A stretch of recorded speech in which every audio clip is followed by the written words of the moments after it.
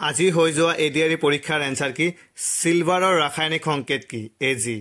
2 number প্ৰশ্ন নীতি আয়োগৰ চেয়াৰপাৰসন কোন নীতি আয়োগৰ চেয়াৰপাৰসন নৰেন্দ্ৰ মোদী অৰ্থাৎ দেশৰ প্ৰাইম মিনিষ্টাৰ হয় নীতি আয়োগৰ চেয়াৰপাৰসন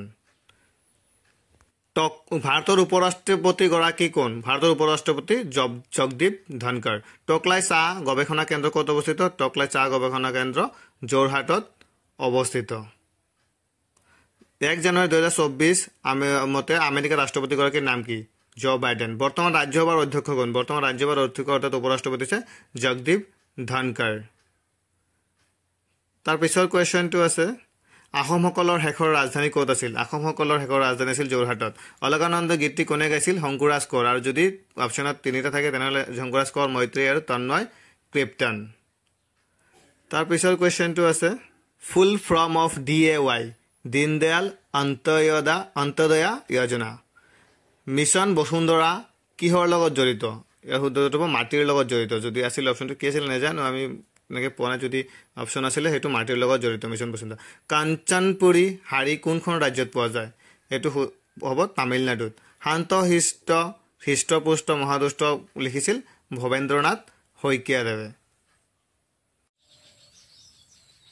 জালিয়ানাৱালাবাগ ক'ত অৱস্থিত জালিয়ানাৱালাবাগ অমৃতসৰ পাঞ্জাবৰ অমৃতসৰত অৱস্থিত কালেক্টিভ নাউন অফ ফিছৰ কালেক্টিভ নাউন আছে শোল or school শোল বা স্কুল আছে ফিছৰ কালেক্টিভ নাউন আৰু এটা কালেক্টিভ নাউন আছিল collective noun of dog collective নাউনৰ অফ ডগৰ কালেক্টিভ নাউন আছে লিটাৰ কেনেলৰ পেক যদি এটা আছিল যিকোনো এটা দিলে হ'ল equator tropic of cancer and tropic of capricorn crosses এটো কোড ক্ৰছ কৰিছে আফ্ৰিকা মহাদেশত আফ্ৰিকাত তাৰ পিছৰ কোৱেশ্চনটো আছে full form of NRLM national rural livelihood mission তাৰ পিছত 18 নম্বৰ কোৱেশ্চন আছে লায়ন অফ মহীশূৰ বুলি কোৱা হয় টিপু সুলতানক নেক্সট কোৱেশ্চন আছে ৰেশিও of two নাম্বাৰস 2:3 and product of LCM HCF is 96 then find out the sum of the number is যে number অনুপাত যদি 2:3 হয় তেনেহলে AM আৰু LCM পূৰণফল যদি 96 হয় নাম্বাৰ দুটা হ'ব নাম্বাৰ দুটা যোগফল কিমান হ'ব নাম্বাৰ দুটাৰ যোগফল হ'ব 20 নুমলীগড় ৰিফাইনাৰী ক'ত অৱস্থিত নুমলীগড় ৰিফাইনাৰী গোলাঘাট জিলাত অৱস্থিত নেক্সট কোৱেশ্চন আছে 21 এন্টোনিম অফ ফ্ৰেণ্ডৰ এন্টোনিম হ'ব এনিমি 22 আছে সাইনোনিম অফ লেমেন্টৰ সাইনোনিম মোৰ্ন ৰিগ্ৰেট অপচনত চাৰিটা যেটো ইয়াৰ যিকোনো হয়তো এটা আছিল আৰু আছে কিছুমান সো যেটো আছিল হেতু দিলে হ'ল তাৰপিছত আছে কোনখন বেদ আটাইতকৈ পুৰণি আমি সকলোৱে হয়তো এইটো জানো আটাইতকৈ পুৰণি বেদ হৈছে ঋগবেদ ৰংমিলিৰ হাঁহিৰ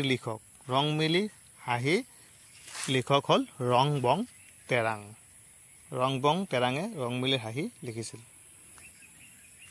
তাৰপিছৰ কোৱেশ্চন হৈছে অসমৰ সৰ্বোচ্চ সিংহটো হৈছে লাইকেই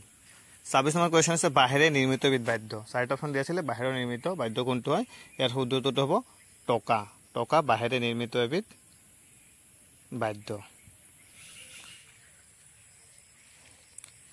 তাৰপিছৰ কোৱেশ্চন আছে কাৰাকৰাম পৰ্বতমালা কোন পৰ্বতৰ অংশ কোন পৰ্বতৰ অংশ কাৰাকৰাল পৰ্বতমালা হিমালয় পৰ্বতমালাৰ অংশ অসমৰ নয়নমণি শইকীয়া কি খেলৰ লগত জড়িত অসমৰ নয়নমণি শইকীয়া লোন বল খেলৰ লগত জড়িত তাৰ পিছৰ প্ৰশ্নটো আছে অসমৰ বৰ্তমান ৰাজ্যপালজনৰ নাম কি অসমৰ বৰ্তমান ৰাজ্যপাল হৈছে লক্ষণ প্ৰসাদ আচাৰ্য 28 নম্বৰ কোৱেশ্চন সানিয়া মিৰ্জা কোন খেলৰ লগত জড়িত কি খেলৰ লগত জড়িত সানিয়া মিৰ্জা টেনিছ খেলৰ লগত জড়িত তাৰ পিছৰ প্ৰশ্নটো আছে গ্ৰীনল্যান্ড কোনখন দেশৰ অন্তৰ্গত গ্ৰীনল্যান্ড ডেনমাৰ্ক দেশৰ অন্তৰ্গত Western most state of India হ'ব গুজৰাট হ'ব western most state তাৰপিছত শংকৰদেৱৰ আইতাক কোন আছিল শংকৰদেৱক আইতাক আছিল খেৰকুটি 34 নম্বৰ প্ৰশ্ন which country doesn't have coastline মানে সাগৰৰ পাৰ নাই কোনটো কান্ট্ৰিত হেতু হ'ব আফগানিস্তানত কোনো সাগৰৰ তট নাই তাৰ পিছৰ প্ৰশ্ন আছে বেৰিং প্ৰণালীয়ে কোন দুখন ঠাই পৃথক কৰে বেৰিং প্ৰণালীয়ে ৰাছিয়া আৰু আলাস্কাক পৃথক কৰে কুল্লু দশেৰা ক'ত পালন কৰা হয় কুল্লু দশেৰা পালন কৰা হয় হিমাচল প্ৰদেশত তাৰ পিছৰ প্ৰশ্নটো আছে দক্ষিণ আমেৰিকাত থকা পৰ্বতমালা কোনটো দক্ষিণ আমেৰিকাত থকা পৰ্বতমালা হৈছে এণ্ডিছ পৰ্বতমালা 38 নম্বৰ প্ৰশ্ন ৰাষ্ট্ৰপতিক কোনে শপত পাঠ কৰায় ৰাষ্ট্ৰপতিক শপত পাঠ কৰোৱায় উচ্চতম ন্যায়ালয়ৰ মুখ্য ন্যায়াধীশে ৰাষ্ট্ৰপতিক শপত পাঠ কৰায় তাৰ পিছৰ প্ৰশ্নটো হৈছে অপজিট অফ সৰৰ অপজিট হ'ব জয় 40 নম্বৰ প্ৰশ্ন আজি দেওবাৰ হলে 92 দিন পিছত কি হ'ব 92 দিন পিছত সোমবাৰ হ'ব ইয়াৰ ফৰ্মুলাটো হ'ল হাতেৰে এক ভাগ কৰিব দিব ভগ্নাংশৰ লগত দিন দুটা দিন হলে দুটা দিন আগুৱাই দিব লাগিব তেনেকৈ আগুৱাই দিলে হৈ যাব তাৰ পিছত 41 নম্বৰ প্ৰশ্নটো হৈছে ৰঞ্জু হাজৰিকাৰ প্ৰকৃত নাম কি ৰঞ্জু হাজৰিকাৰ প্ৰকৃত নাম হৈছে কুমুদ চন্দ্ৰ হাজৰিকা 42 নম্বৰ প্ৰশ্ন pHৰ মান 0.5 হলে দ্ৰৱটো কি হ'ব আমলিক ক্ষাৰকীয় নে প্ৰসম হ'ব তেনেকৈ আছিল অপচনবোৰ pHৰ মান যদি 0.5 হয় তেনেহলে আমলিক হ'ব pH স্কেলত 7 ৰ তলত হলে হয় আমলিক আৰু 7 কৈ বেছি হলে হয় অৰ্থাৎ বেছ ক্ষাৰকীয় আৰু 7 হলে হয় প্ৰসম থ্যাংক ইউ আৰু বাকি যিবোৰ প্ৰশ্ন আছে নেক্সট ভিডিঅ'ত দিবলৈ চেষ্টা কৰিম পাৰ্ট 2 ভিডিঅ' এটা আহিব ধন্যবাদ